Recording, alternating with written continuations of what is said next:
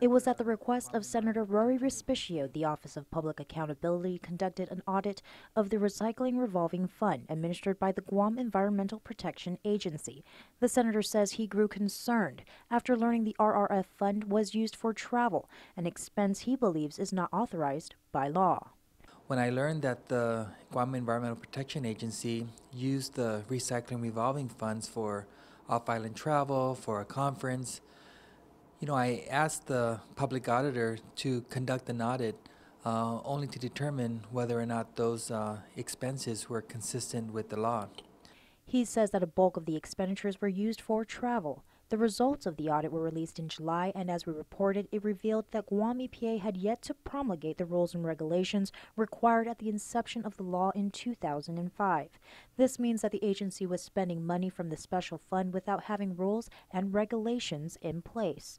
According to the OPA's report, a total of $11.1 million was transferred out of the RRF between fiscal years 2010 and 2014. In my conversations with the public audit and her staff, their follow-up audit, as they committed to me, was that they're going to track the amount of money that's been taken out of the Recycling Revolving Fund. I think that's even a bigger question to have to answer.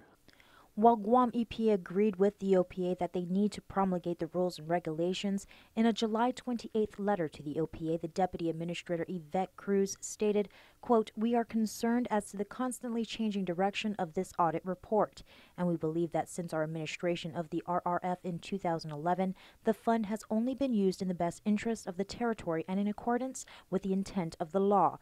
We will continue to implement the RRF law in the best interest of our community," end quote. Respicio stresses that the audit, however, is in no way an indictment of Guam EPA's administrator, Eric Palacios, or his staff. I want to be clear that I don't think the results of the audit is an indictment of the Guam Environmental Protection Agency. I just think that what the public auditor is suggesting should really be of concern to those individuals at EPA, particularly the administrator, and that they have to submit the rules and regs. Senator Respicio says the rules and regulations are important to eliminate any ambiguity so that issues such as travel expenditures are not questioned.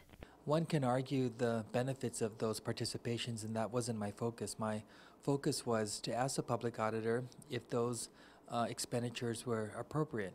As a result of the lack of rules and regulations, the OPA recommended that Guam EPA place a moratorium on all RRF spending until the law is followed. Reporting for Guam's News Network, I'm Jolene Toves.